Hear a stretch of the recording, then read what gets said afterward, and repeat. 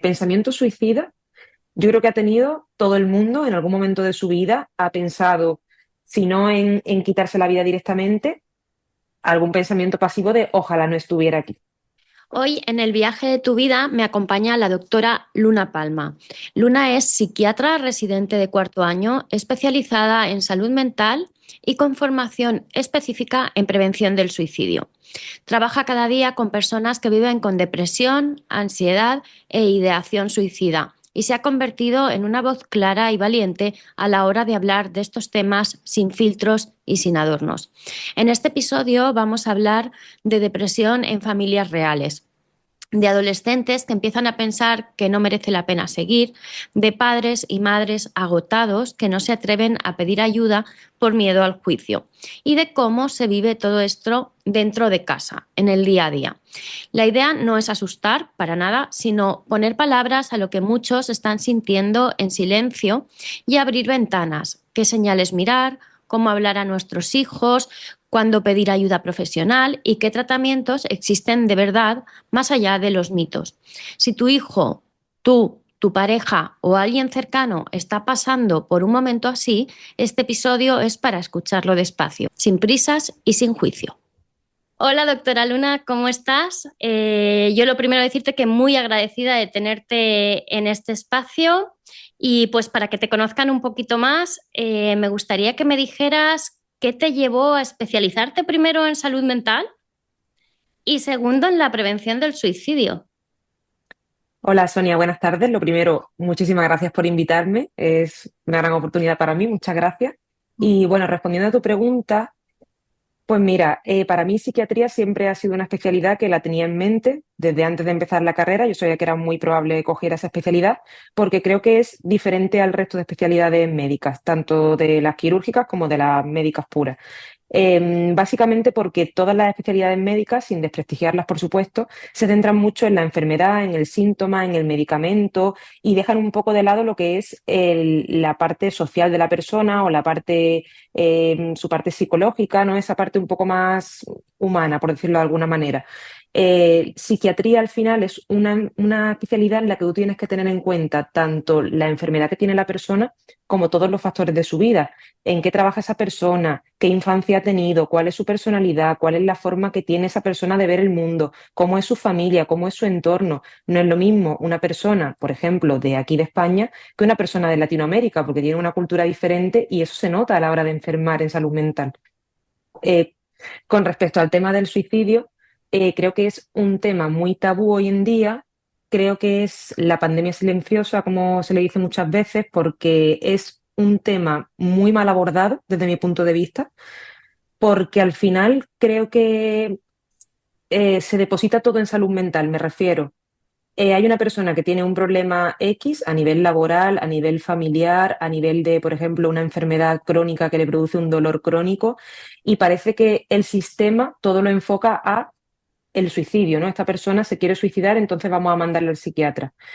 Creo que es un enfoque incorrecto porque hay otras muchas cosas que se deben de solucionar antes que mandar a esa persona al psiquiatra porque realmente el problema que hay es otro de base. Evidentemente nosotros estamos para manejar cómo te estás sintiendo con ese problema, pero no es la solución final, la solución está en otro sitio. ¿Cómo describirías esa primera señal de depresión en una familia? Esa niebla que va entrando así sin aviso, pero que se está instalando en un miembro de la familia, quizás sea el padre, quizás sea el hijo, el adolescente. ¿Qué señales aparecen para saber que realmente no estamos actuando cuando ya el problema es muy grande, sino que tenemos Al que ver? inicio, para detectarlo, ¿no? Ujú. Pues mira, es una pregunta muy interesante porque hay mucha diferencia entre cómo se manifiesta en niños y adolescentes a cómo se manifiesta en adultos, ¿no? Teniendo en cuenta también que cada persona es un mundo y cada persona lo puede manifestar de una forma, pero normalmente en adultos lo que vamos a notar es lo que muchas veces la gente explica, que es pues notarte un poco más apagado, no dicho coloquialmente, menos ganas de hacer cosas que antes sí que disfrutabas, cuando tú ves un amigo pues que de repente deja de salir tanto o no tiene tanta relación como antes, una persona que pierde el interés en actividades, pues eso, que antes sí que disfrutaba y que de repente está dejando de hacerla. Sin embargo, en los niños y en los adolescentes cómo se manifiesta o se empieza a manifestar la clínica depresiva es con rabia, con ira. Entonces vemos un niño o un adolescente que está todo el día enfadado, que bueno, teniendo en cuenta que la adolescencia es una etapa también bastante complicada, pero normalmente los niños y los adolescentes cuando se deprimen lo muestran con rabia, con enfado. También puede pasar en los adultos, ojo. En los adultos también puede ser esta persona está un poquito más irascible. Hay que ver cómo está últimamente. Hay que ver cómo está fulanita últimamente, que es que no aguanta nada, que es que no. También es una señal importante. ¿La propia persona ve las señales o no? Yo creo que muchas veces no. Hay veces que sí, pero hay otras veces que no. Una gran parte de las veces porque creo que estamos tan acostumbrados a vivir un ritmo de vida tan frenético, tan rápido, que no nos da tiempo ni siquiera de pensar, de pararnos a ver qué es lo que está pasando, que simplemente vemos que no estamos bien, pero no sabemos por qué. Vale, hay que ir un poco más para allá y a veces no vamos. ¿Por qué no vamos Exacto. más allá? Yo creo que no vamos pues por eso, porque hoy en día tenemos un ritmo de vida que no nos permite pararnos a pensar. Porque muchas veces si nos paramos a pensar, lo único que hacemos es hundirnos, más hoy en día como están todas las cosas, sobre todo para la gente joven. Entonces, creo que también es más fácil para nuestro cerebro intentar seguir para adelante a costa de lo que sea que realmente pararse y ver que hay un problema y que ese problema tenemos que atajarlo, porque si no luego va a ser mucho peor. Sí, es habitual escuchar esto de no se para a pensar porque como pare, Exacto. ya es complicado, ¿no? Porque a veces intentamos tapar también. Tengo la sensación Sí, de que sí, lo intentamos. que pasa que cuando tú tapas, tapas, tapas, llega un momento que esa presión tiene que salir por algún lado. Y muchas veces, la gran mayoría de las veces, esa explosión es bastante negativa, porque te puede llegar a tener problemas a muchos niveles. Ujú. ¿Cómo cuáles? Pues, por ejemplo, es lo que hablábamos, ¿no? Una persona que está aguantando mucho, pero la gente realmente no se da cuenta porque no sabemos detectar las señales, porque hay gente que es muy buena ocultando lo que le está pasando, por eso, porque el propio sistema te exige que te adaptes a un papel súper rígido del que no te puede salir. Cuando todo eso explota, pues a lo mejor un día explotas o cometiendo algún acto contra ti para quitarte la vida, muy Ujú. típico. De hecho, yo hasta que empecé a trabajar no sabía que tanta gente al día intentaba quitarse la vida, un dato que a mí me sorprendió muchísimo. O, pues, por ejemplo, puede explotar, imagínate, a nivel laboral, que tú un día estés en el trabajo, que no puedas más y ese día explotes completamente y acabes perdiendo el trabajo por haber explotado o acabes pagándolo con algún miembro de la familia, con algún amigo. Entonces, al final es algo que te puede llevar a problemas a otro nivel. Sí. Yo he trabajado en centros de menores toda la vida, pues 20 años en reeducación, y era bastante habitual tener que estar muy pendientes, o el psiquiatra que trabajaba con nosotros, con las autolesiones en los chicos y las chicas. ¿Qué lleva a un Sí. niño a autolesionarse? Pues mira, hay una gran diferencia entre las autolesiones que son con intencionalidad suicida y las que no, porque muchas veces creo que por falta de conocimiento también, todo lo que sea autolesión directamente se relaciona con suicidio y no tiene por qué. Pueden haber autolesiones que no son directamente suicidas, pero las autolesiones son una forma muy, muy, muy, muy, muy común de canalizar el dolor emocional. Muchos pacientes lo describen como que ellos sienten tanto dolor a nivel emocional que necesitan sentir el dolor a nivel físico para poder darle algún tipo de respuesta. Entonces es una forma muy típica de poder eso, canalizarlo. Por eso hay muchas técnicas que se aplican y que se les enseñan a estas personas que te producen un dolor que no llega a ser un dolor como el de las autolesiones o no te llega a generar heridas como las autolesiones, pero que es una forma de canalizar ese malestar emocional. Sí, en familias reales, ¿qué ves primero en un adolescente con esta, ya no la autolesión, sino esta ideación suicida? Volvamos al tema de estas primeras ideas. ¿Ese silencio pesado? O sea, ¿cómo lo ves en la familia? Viendo que hay un silencio pesado en el niño, viendo que responde con rabia y con ira a todo lo que le dices. Hemos hablado un poco de lo que los padres pueden ver, pero Sí, vamos a ir quizá un poco más allá, porque no es lo mismo tener pensamientos suicidas que no es lo querer mismo. suicidarte que autolesionarse. Exacto, son cosas totalmente diferentes, porque pensamiento suicida yo creo que ha tenido todo el mundo en algún momento de su vida, ha pensado, si no en quitarse la vida directamente, algún pensamiento pasivo de ojalá no estuviera aquí. Que esa es Ujú, una gran diferencia también. Dentro de los propios pensamientos hay pensamientos pasivos de ojalá me duerme, mañana no me levante, o pensamientos activos de me dan ganas de tirarme por el balcón. ujú. Esos pensamientos dentro de una estructura normal de personalidad, dentro bueno, una estructura normal de vida, son normales. No hay que alarmarse porque en un momento de agobio o de estrés máximo siempre pueden aparecer.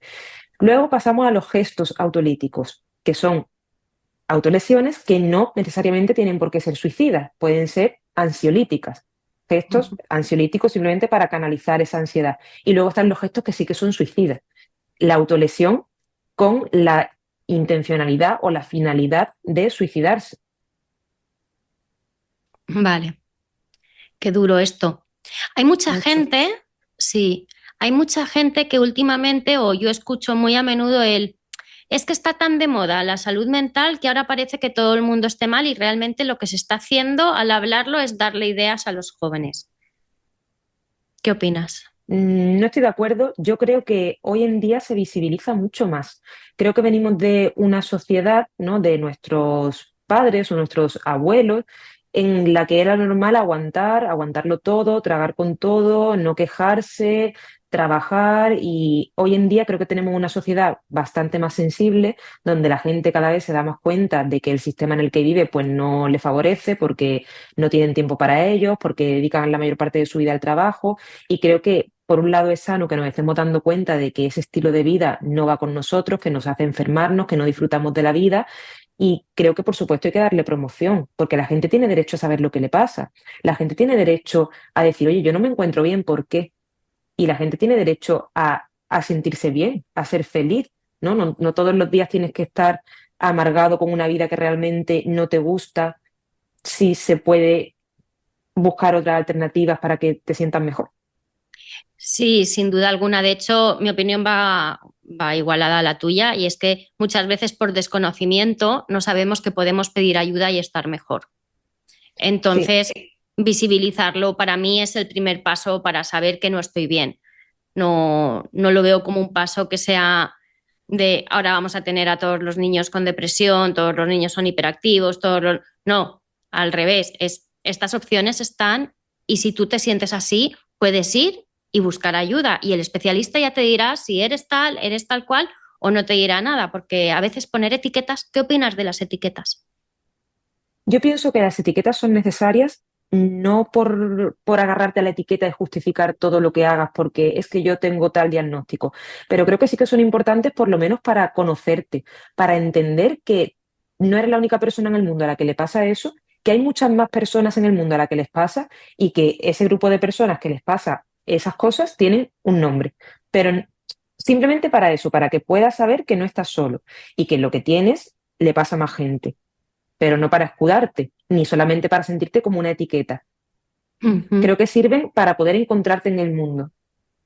Vale, es como esto es lo que me pasa y ahora voy a Ahora le puedo poner nombre a lo que me pasa y además puedo buscar soluciones para poder sobrellevar mejor cómo me afectan las cosas o cómo yo llevo mi día a día o cómo me afectan las cosas en el día a día y ahora yo puedo entender por qué esto me afecta de esta forma, por qué esto me afecta de la otra. De hecho, es una cosa que está pasando mucho con los diagnósticos de autismo y de TDAH, que hoy en día dicen hay mucho autismo o se sobrediagnostica. Puede que haya sobrediagnóstico también, pero hay mucha gente que también ha dicho, jolines, es que yo llevo toda mi vida pensando que yo era una persona rara o que yo era una persona que no encajaba con el resto y hoy en día me he dado cuenta de que era por esto, porque soy autista, porque tengo TDAH, porque tengo las dos cosas y llevo toda mi vida con ansiedad, con depresión, con ansiolíticos, con antidepresivos, cuando lo que me hacía falta era tratamiento para mi TDAH. cuando tienes un familiar con una depresión, con un TDAH, con autismo, como acabas de nombrar, ¿los padres o los familiares o los amigos cercanos necesitan aprender acerca de esto? ¿Hay recursos para que ellos aprendan a llevar bien este diagnóstico de la otra persona? Rotundamente sí, pero con todos los diagnósticos nuestros, igual que cuando una persona tiene una enfermedad física, la que sea, imagínate, un niño que nace con una enfermedad X, a esos padres se les dan unas pautas de, oye, pues tú con tu niño puedes hacer esto, lo otro, hay esos tratamientos. Yo creo que con los diagnósticos de salud mental pasa lo mismo, lo que pasa que no lo tenemos tan asumido, pero creo que sí que hay unas ciertas pautas, al menos unas básicas, que deben aprender para poder tratar a esa persona y no meter la pata en ciertos aspectos, porque al final esas personas viven en la realidad o el mundo de una forma un poquito diferente a la de las personas que no tienen ese diagnóstico. Y creo que sí que tienen que tener unas ciertas pautas, un cierto conocimiento para poder facilitarles la vida Claro, y para facilitárselas a ellos mismos, ¿no? Porque a veces los familiares también. sufren, sufren de más y pueden, con su sufrimiento, trasladarlo a la otra persona, voy a decirlo suavemente.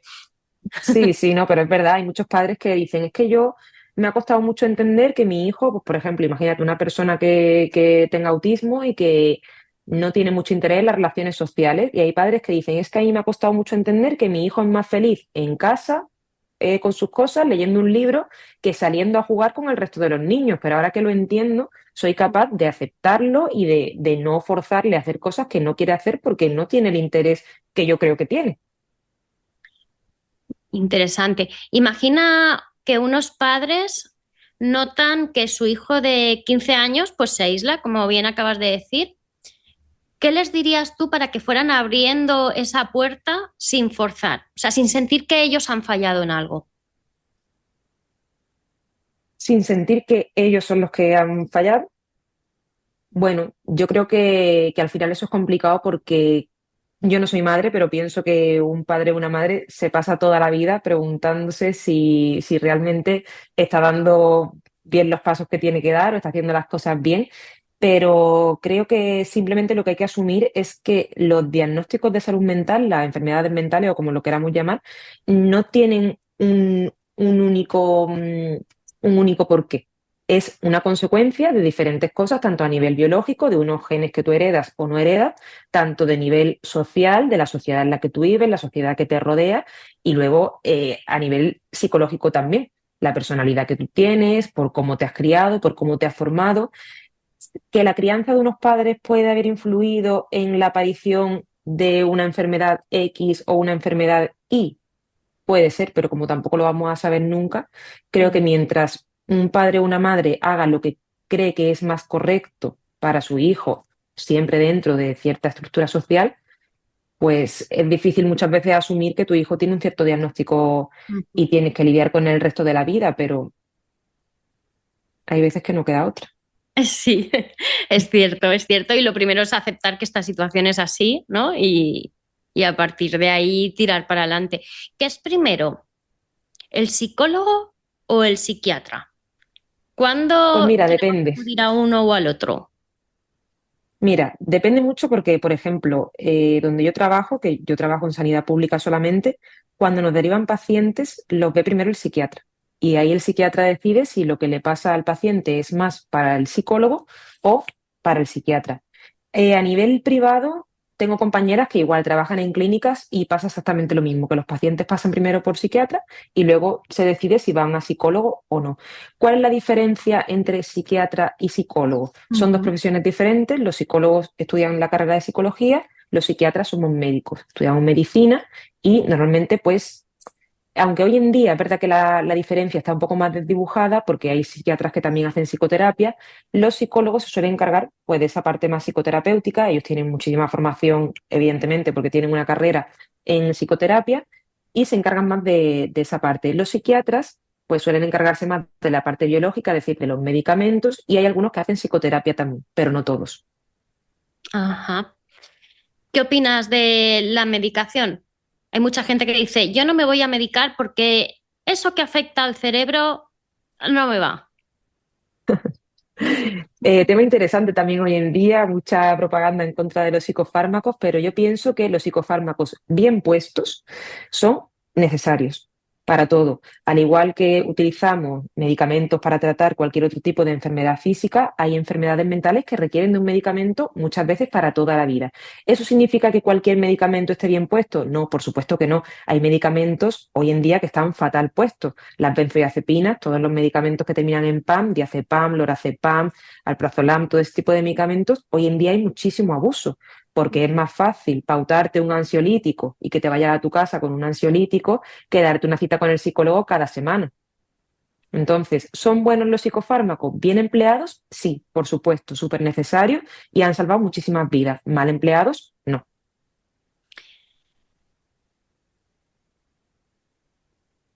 Eh, bueno, lo voy a decir. Estaba pensando, yo he tenido depresión, todavía la tengo. Hubo mucho tiempo que estuve tirada en la cama, mañana noche, no me levantaba más que para comer y pues porque me daba por ahí, porque si no comía, no comía. Ujú. Y a mí la medicación me ha ayudado un montón. Me ha ayudado a que esté hoy haciendo una entrevista. O sea, y no esté Me tirada alegro. en la... Sí, sí. Entonces, cuando la gente dice, es que la depresión es de gente floja.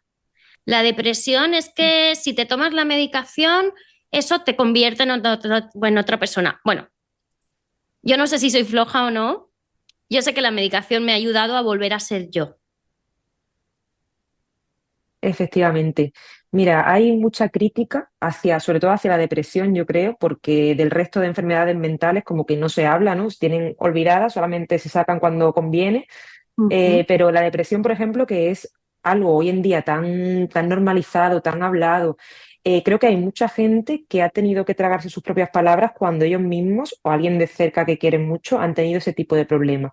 Y creo que es algo de lo que no deberíamos ninguno jamás juzgar, porque todos estamos expuestos a eso. Más hoy en día, con la cantidad de estresores que tenemos hoy en día, pues lo que hablábamos antes, que no tenemos tiempo para nada, a nivel laboral, cómo están las cosas a nivel económico. Cualquiera de nosotros hoy en día es susceptible de sufrir este tipo de problemas. ¿Por qué seguimos viéndolo como un estigma? Escúchame, porque yo si hubiera estado con un esguince, te hubiera dicho, pues yo ahora tengo un esguince y bla, bla, bla. Pero te he dicho, bueno, sí, bueno, no, bueno, lo voy a decir. Mm, Eso es un prejuicio mío. O sea, quiero decir, yo que pienso que no tengo prejuicios sí, contra este tipo de enfermedades, que hay que hablar de ellas, que lo más saludable es saber qué es lo que te pasa hablarlo. y poder Mm, comentarlo con tu familia, con tus amigos, libremente. O sea, que no pasa nada, no, no soy peor persona por tener depresión o por haberla tenido o estar en proceso de salir de ella. Me he atascado. O sea, date cuenta, me he atascado. Sí, Imagínate, sí, sí. imagínate un jovencito. Sí, pues yo creo que es por eso, porque me alegro de que hoy en día se le da mucha más visibilidad. Como digo, se le da más visibilidad a la ansiedad y a la depresión. Hay otras enfermedades mentales a las que no se les da tanta visibilidad y se debería, pero creo que es por eso, porque venimos de una sociedad muy acostumbrada a tragar con todo y que entonces al que se sale del tiesto, digamos, lo tratan, pues lo que tú dices, de ese un vago, ese un flojo. Entonces, como tenemos miedo de que encima de que ya no nos estamos sintiendo bien, encima la sociedad nos señale de fíjate que ese es un vago, que no quiere trabajar, que esto y que lo otro, como que tendemos a ocultarlo, ¿no? Tendemos a ser algo que no queremos que la gente sepa porque, por eso, porque pensamos que es algo que está mal visto por Sí, la sociedad en la que vivimos. sí. Quizá de ahí salga esta parte de ocultar, ¿no? Porque a mí, por Sí, ejemplo, muchísima gente, hasta el momento en el que estuve bastante mal, me decía, pero no lo parecía. Digo, hombre, es que yo llevaba un mascarón encima. Digo, obviamente que no lo claro, parecía porque yo estaba mintiendo. O sea, yo claro. estaba Y simulando. creo que es mucho más duro, ¿no? Mucho más duro, además de tener que vivir con una enfermedad o con un proceso que te inhabilita tanto, encima tener que ocultarlo, porque nadie oculta que tiene cáncer o nadie oculta que tiene una pierna rota, nadie oculta que tiene mil cosas. Sin embargo, estas cosas es como que nos esforzamos más todavía porque no se nos note y al final eso es contraproducente. Sí, claro, el sentimiento es es fatal. Es como no puedo hacer nada, pero cuando recibo una llamada pongo mi mejor cara, ¿sabes? Y Sí, acabas la llamada diciendo, uff, qué ganas, qué ganas tenía, porque sí. sintiéndote peor, porque te estás mintiendo a ti mismo. Sí, creo que también es un sentimiento de culpabilidad porque hay mucha gente que dice, es que yo no tengo motivos para sentirme así. Y entonces mm, te culpabilizas a ti mismo de por qué me estoy sintiendo triste si realmente no tengo un motivo de peso importante. Tengo mi familia bien, no tengo ninguna otra enfermedad que me impida tener mi vida, tengo trabajo, tengo amigos, ¿por qué? Y es ese sentimiento de culpabilidad que se va retroalimentando y que al final pesa cada vez más. Sí, es verdad, es verdad. O sea, lo tengo todo. ¿Cuántas veces, no? Sí, ¿Ah? Lo tengo todo. sí, Tengo trabajo, tengo mi casa, tengo mi familia, hago mis viajes, tengo todo, pero aún así me siento. sí, Y cuando la familia recibe, por ejemplo, unos padres, la noticia de que su hijo o su hija tiene depresión, aparece la culpa paterna, ¿no? O sea, como, bueno, estábamos diciéndolo antes, ¿no? El podría haber hecho más o puedo hacer algo más, porque en muchas sí, ocasiones pero ese depende. esfuerzo, Hay dos tipos de padres, ¿no? En este caso, o de familiares, los que se culpabilizan, ¿no? Eso va un poco también en la personalidad de cada uno, y los que también lo justifican de algún modo, ¿no? Como, bueno, es que ella es así o él es así. Claro, es que como le ha pasado esto, como le han echado el trabajo o como le ha pasado tal, es que ella es así. Es que ella siempre ha sido la más débil o él ha sido ah, siempre el más débil. Y es como que ahí depende del familiar, ¿no? Hay algunos que lo justifican un poco y sí, otros sí que se culpabilizan y bueno, y qué hemos hecho y por qué. Pero creo que es algo que no necesita entenderse, sino trabajar en ello. Tú no necesitas entender, si lo necesitas, ¿no? Pero creo que no es lo prioritario entender el por qué un familiar tuyo está deprimido. Creo que lo fundamental es saber cómo tratarlo para ayudarle. Y luego ya entenderemos el por qué o las causas o lo que haya sido, pero lo fundamental es tratar a esa persona bien. ¿crees que a día de hoy sabemos tratar a una persona que venga, que tenga depresión? Habrá gente que sí, habrá gente que no, pero así generalizando un poco. Yo diría que no, diría que no. Creo que hay algunas personas que sí que tienen esa sensibilidad, ese tacto, pero creo que hay otras muchas personas que no. Y sobre todo cuando son mujeres. Cuando son mujeres, es como que la típica caricatura de mujer histérica, ¿no? Todo te afecta, todo lo ves mal, todo. Entonces creo que hay muchas personas que no, que todavía no tienen esa capacidad de ponerse en el lugar del otro o de intentar ver las cosas de otra forma, intentan quitarle hierro al asunto. Tampoco creo que lo hagan de forma mm, por querer perjudicar a la persona, pero creo que simplemente es otra perspectiva. Y creo que se nota mucho con la edad. No es lo mismo una persona de 60 años que una persona de 30. Ajá, sí, sí, porque también lo hemos escuchado de otra manera, Sí, estamos formados de otra manera. Eh, los padres que necesitan o que están sosteniéndolo todo y al final a ellos nadie les pregunta cómo están. sí. ¿Ellos necesitan ayuda psicológica también? ¿Alguien que les guíe? Yo creo que sí. Creo que sí porque el papel de cuidador también quema mucho.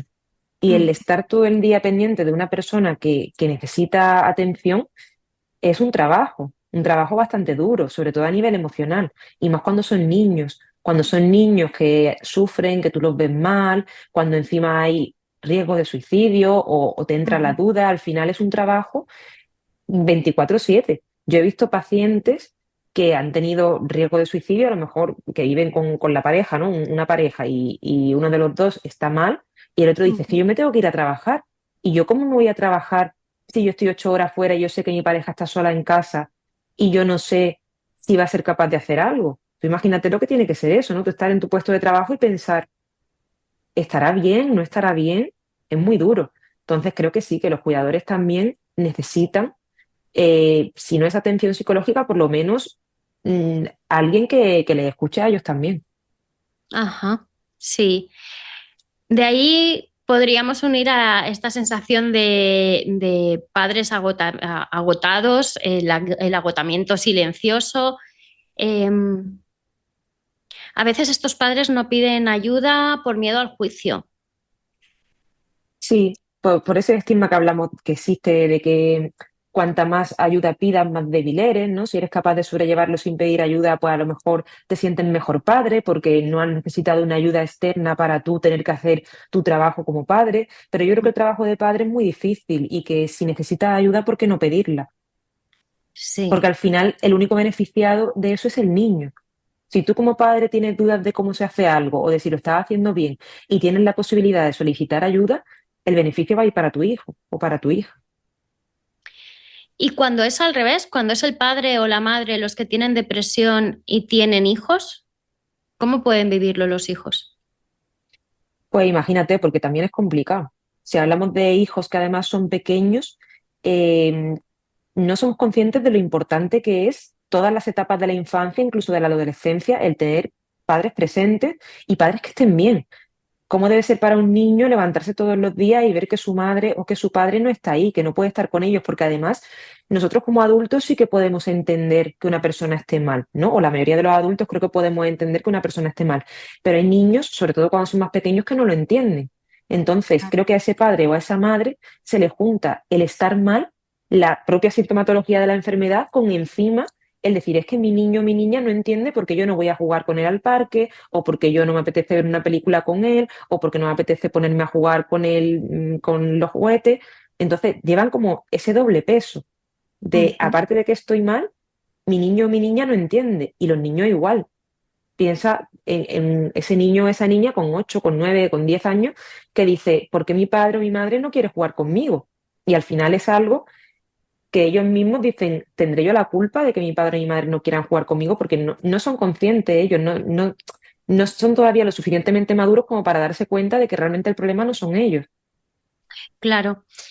Hay depresiones crónicas porque yo conozco una amiga que su madre ha tenido depresión desde que éramos bien pequeñas y, por ejemplo, a día de hoy todavía dice que ella tiene dos hijos.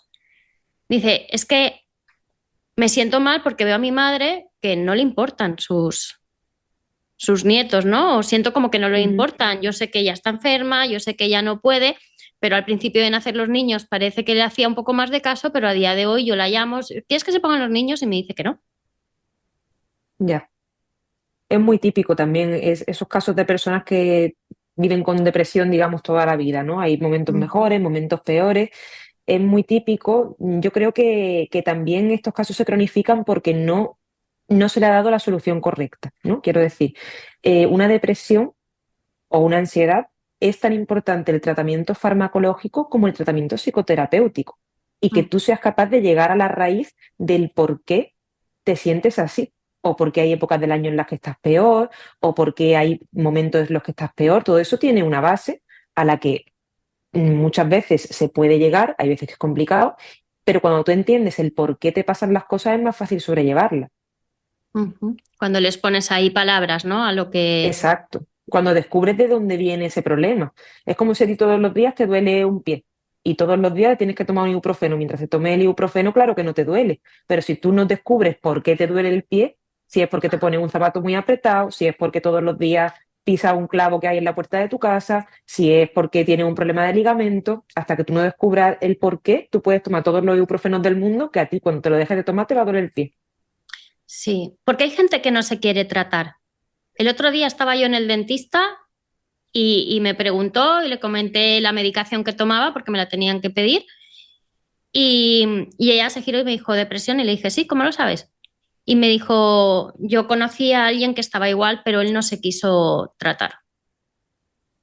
Pues yo creo que en parte ese estigma que existe hacia los psicofármacos que hemos hablado antes, porque hay mucha gente que cree que te cambian la personalidad, que dejas de ser tú, nada más lejos de la realidad. Es verdad que hay muchísimos psicofármacos, hay muchísimas personas en el mundo, cada psicofármaco y cada persona casan de una manera diferente. Entonces, hay gente que ha tomado un medicamento y dice, pues yo me tomaba este medicamento y me volvía un poco más apagado o me volvía de esta forma o de la otra. Puede ser que durante un Ujú. tiempo te cambie tu forma de ser, tu forma de pensar, pero porque al final es algo que está afectando a nivel biológico en tu cerebro. pero no tiene por qué cambiar tu personalidad, tu forma de ser. Hay algunos que te van a dar un poquito más de energía, durante las primeras semanas es muy típico también al revés, que te dé un poquito más de ansiedad o incluso que te apague un poquito, pero todo eso con el tiempo se acaba reajustando.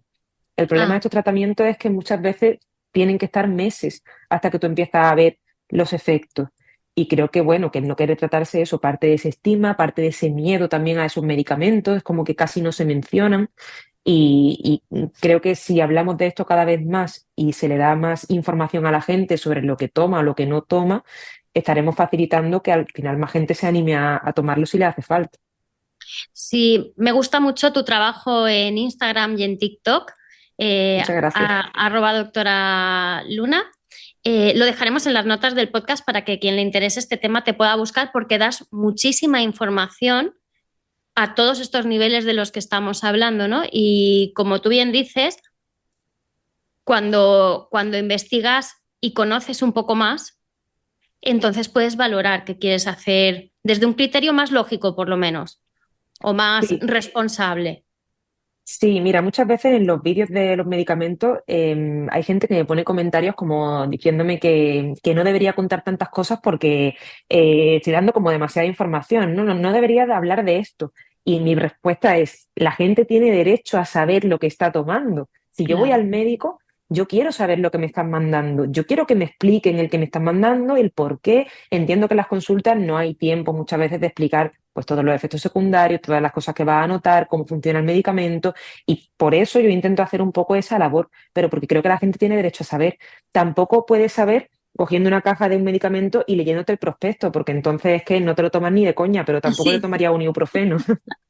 Por eso yo intento totalmente. sintetizarlo, sintetizar la información, explicarla para que la gente entienda lo que se está llevando a la boca. Jolín, es que te estás metiendo un medicamento en tu cuerpo sin saber lo que es, ¿no? Entonces a mí eso Sí. me parece fundamental, que la persona tenga la posibilidad de elegir. Yo siempre que le mando un medicamento a alguien le digo, lo que yo haría sería esto, pero tú eres libre, tú te lo puedes tomar o no. Yo no te voy a decir tómate esto sí o sí, porque no es mi cuerpo, el que se lo va a tomar eres tú. Entonces creo Claro. que la gente tiene que saber para poder elegir bien con un Sí. criterio médico, evidentemente, pero poder tener un poco de libertad en esa decisión. Mm. ¿Cómo se siente la persona que llega a una primera sesión con el psiquiatra? ¿Cómo lo enfoca? Tú que has estado con mucha gente, yo sé cómo lo enfoqué yo, llorando. Pues yo creo que yo afortunadamente nunca he tenido que estar en el otro lado de la mesa, afortunadamente, Sí. pero creo que debe ser muy complicado y yo lo pienso muchas veces de llegar a un sitio frío como suele ser una consulta del médico, ¿no? Sobre todo en los sitios públicos que son un poco más fríos y sentarte delante de una mesa con una persona que no te conoce de nada y empezar a contarle tu vida. Yo creo que tiene que ser una cosa bastante, bastante difícil. Entonces, yo siempre intento hacerlo de la forma más cómoda posible. Sé que es complicado porque, bueno, es lo que hablamos, ¿no? Contarle tu vida a alguien que no te conoce de nada, tus intimidades más profundas.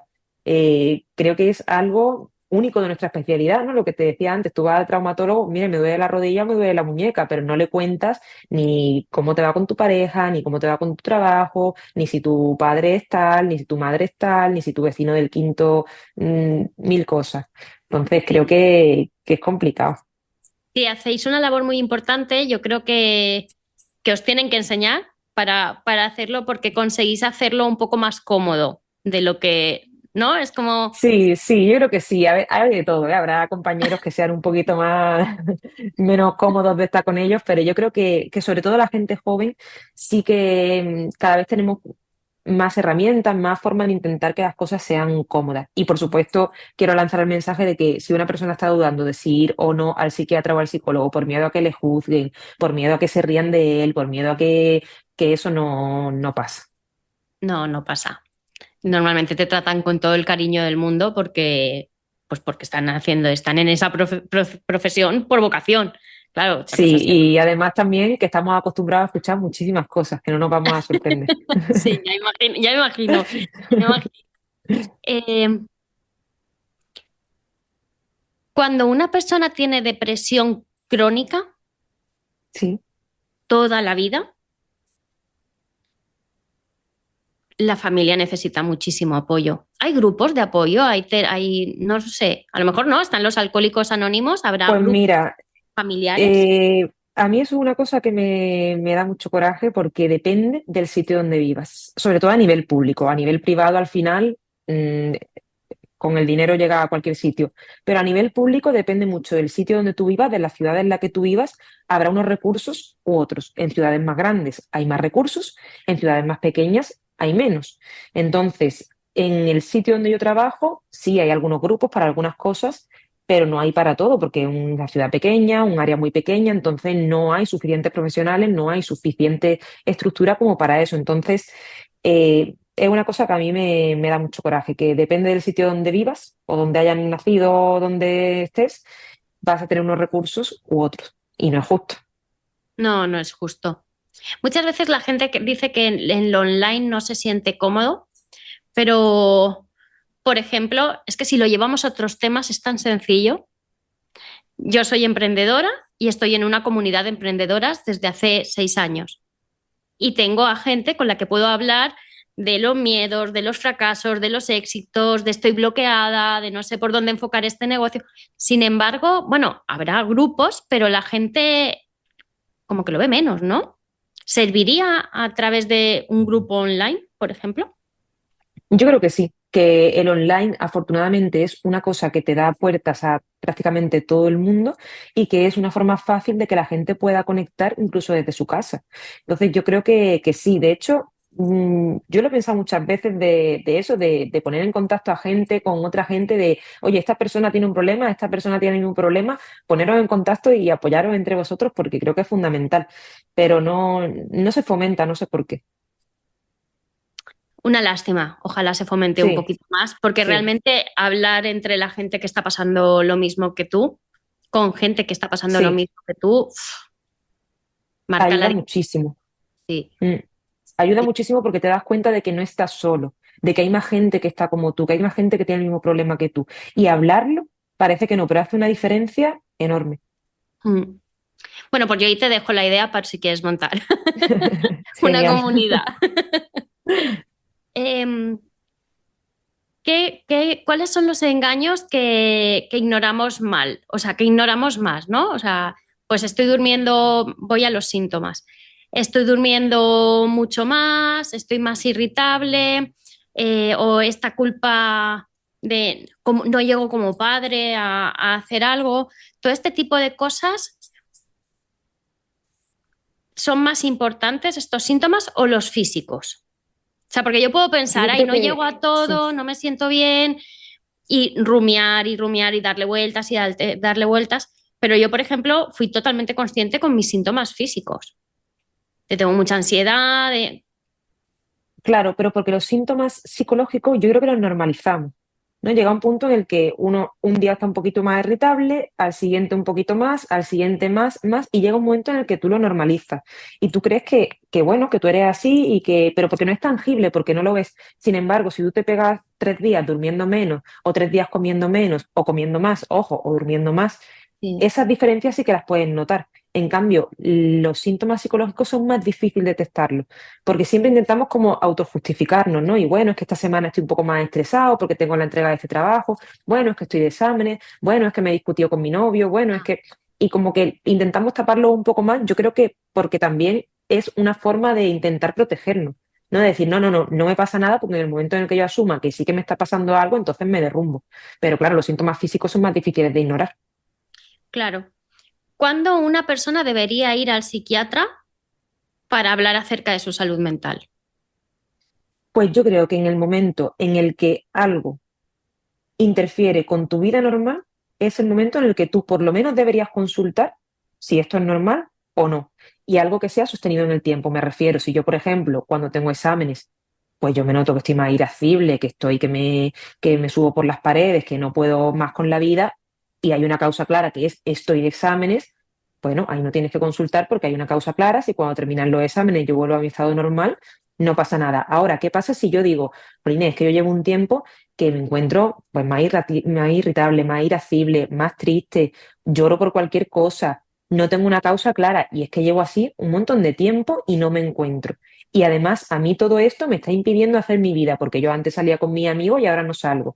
Yo antes iba a hacer la compra y ahora no puedo porque no soporto estar en un sitio que está lleno de gente. A mí antes me gustaba leer y ahora no toco un libro desde hace 6 meses. Cuando esas cosas te interfieren con tu vida normal, es el momento al menos de consultar. Me parece muy apropiado que la gente lo escuche porque más de uno seguramente dice, bueno, pues a lo mejor tampoco pasa nada por preguntar, ¿no? Claro, Me parece que tengamos que llegar a los médicos cuando ya estamos fatal. No, no hay sí, necesidad, ¿no? no hay necesidad, ¿no?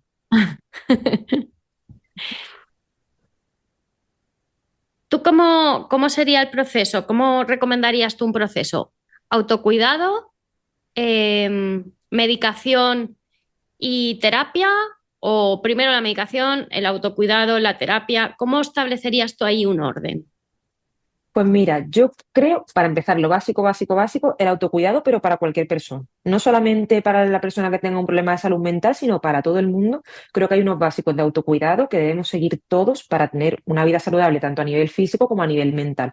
Pues Ah, intentar alimentarse bien, hacer deporte, dormir las horas suficientes, socializar, que es importante también, mantener tus hobbies.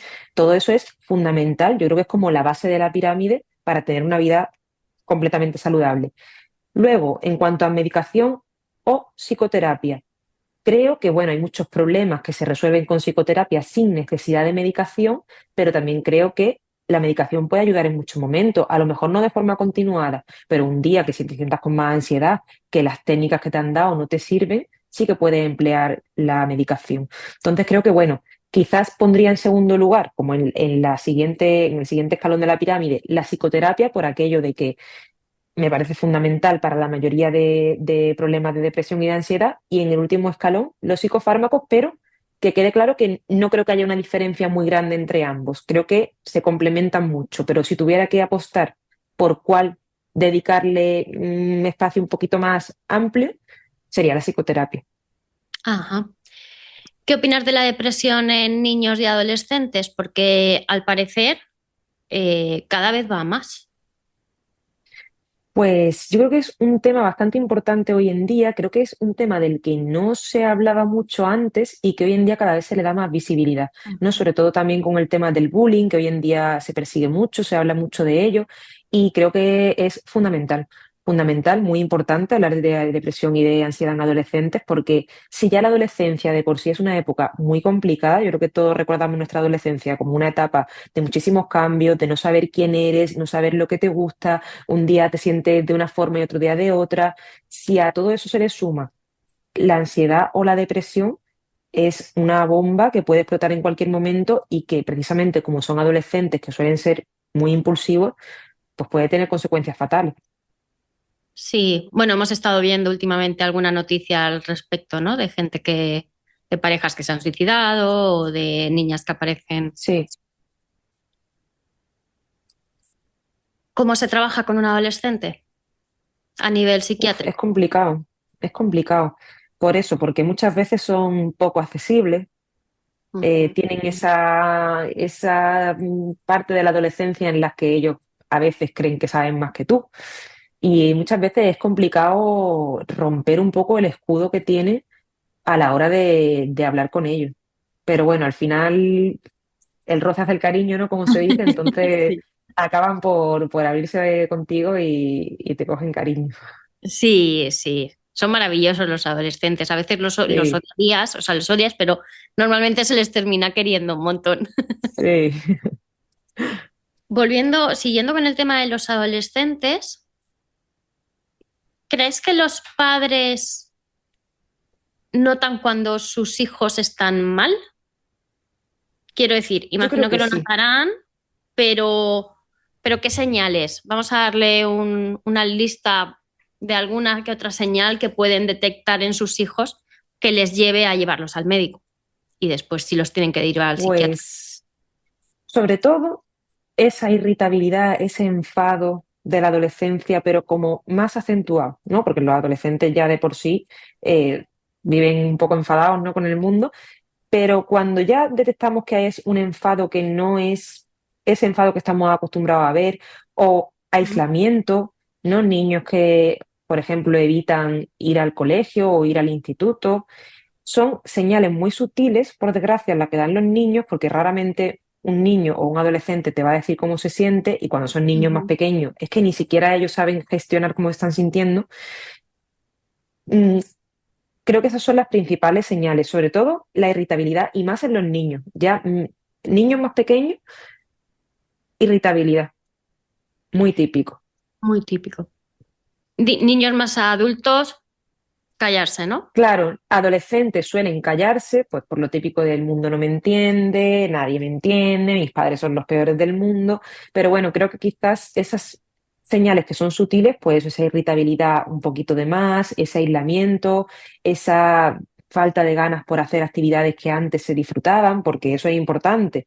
Ujú. Cuando hablábamos antes del tema del autismo, de hay padres que dicen, yo es que no entiendo por qué mi hijo no quiere salir a la calle o no se quiere relacionar. Claro, pero ¿su hijo no se ha querido relacionar nunca o es algo nuevo de ahora?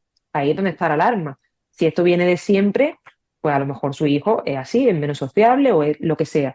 Pero si de repente, si su hijo le gustaba salir o su hija, y de repente llega un día en que ya no sale al parque con los amigos o los fines de semana ya no queda con los amigos, ojo. Ajá.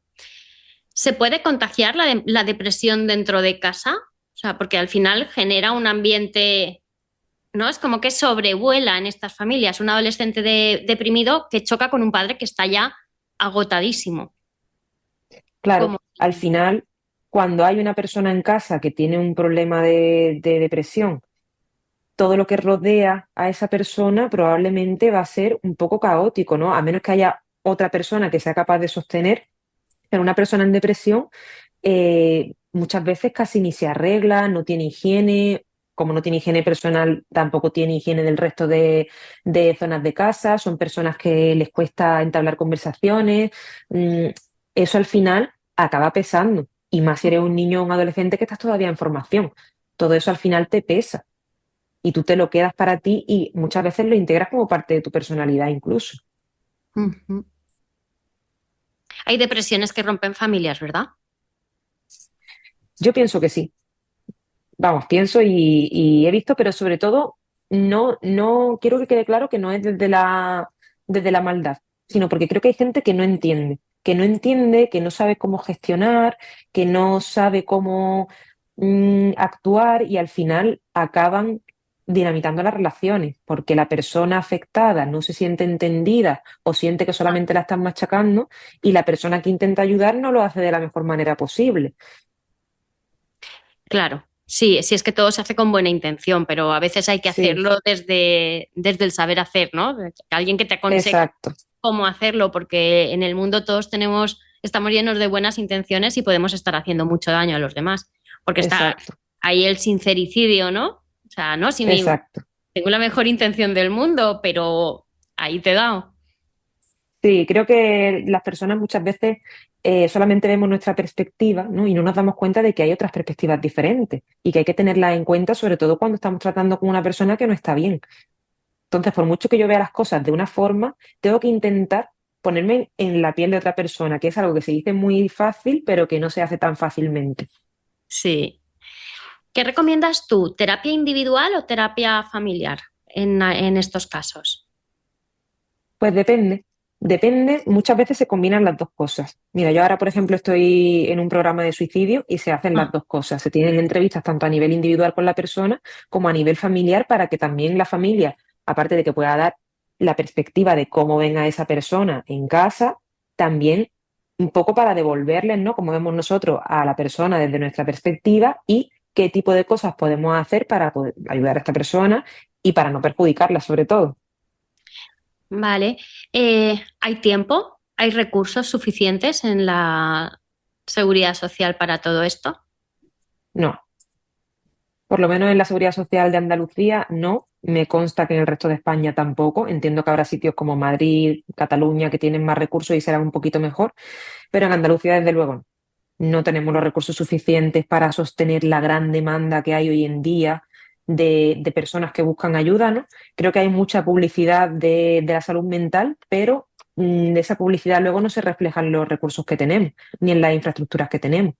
Entonces, tú no puedes ayudar a una persona cuando tiene una cita cada 6 meses o cada 8 meses. No Mm, tiene ningún sentido.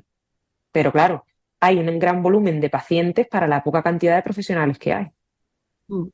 Algo que se tiene que hacer muy visible para ver si suben la ratio, ¿no? De médico-paciente o psiquiatra-paciente. Sí, es que falta todo. Médicos, bueno, médicos en general, psiquiatras, psicólogos, enfermeros, especialistas en salud mental, que también es una figura súper importante y que muchas veces, yo creo que hay mucha gente que ni siquiera sabe que existen y que se les tiene olvidados, pero que también hacen una labor súper importante y que sostienen un montón.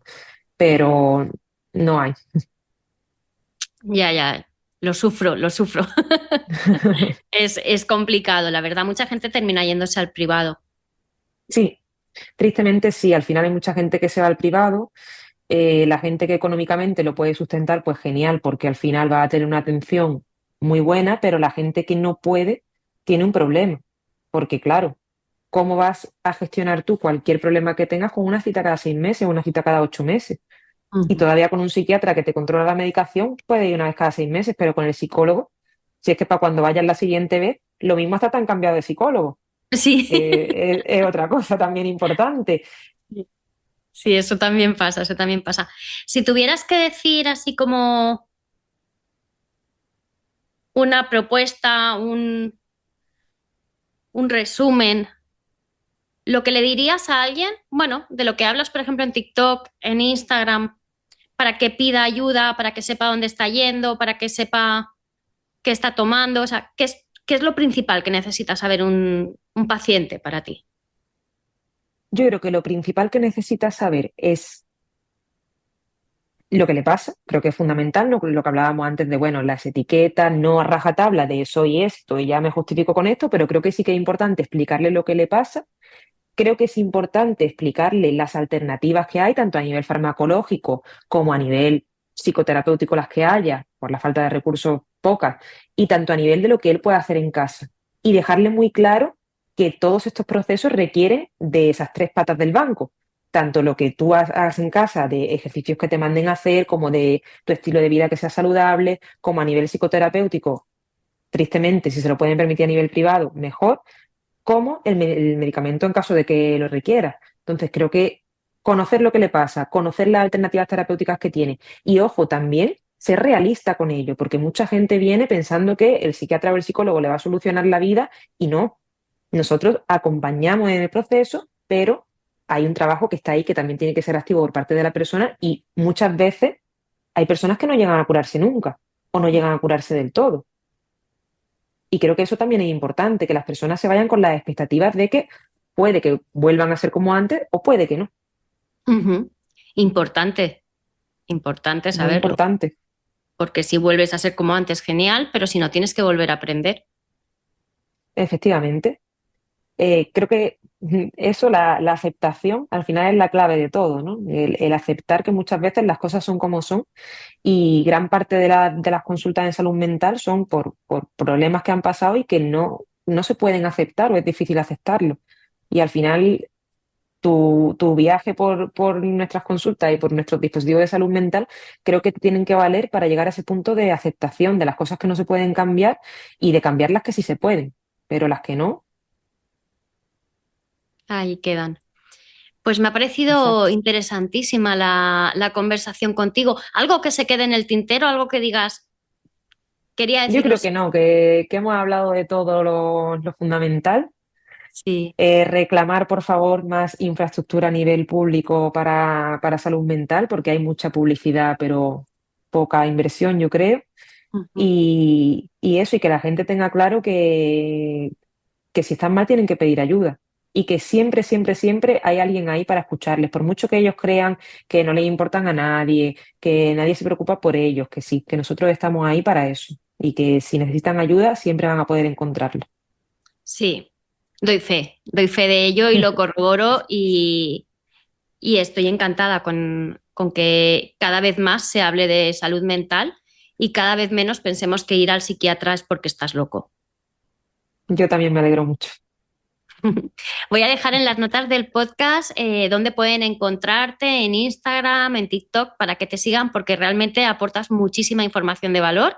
Yo te Muchísimas sigo gracias. desde hace un montón, así que eh, creo que creo que está muy bien que te vean, porque no es una cuenta más, es una cuenta que realmente informa y te hace sentir parte de algo normal, no de una locura que estés viviendo ahí, una locura transitoria. Muchísimas Muchas gracias gracias. por estar aquí y nos seguimos viendo. Gracias a ti, Sonia, de verdad.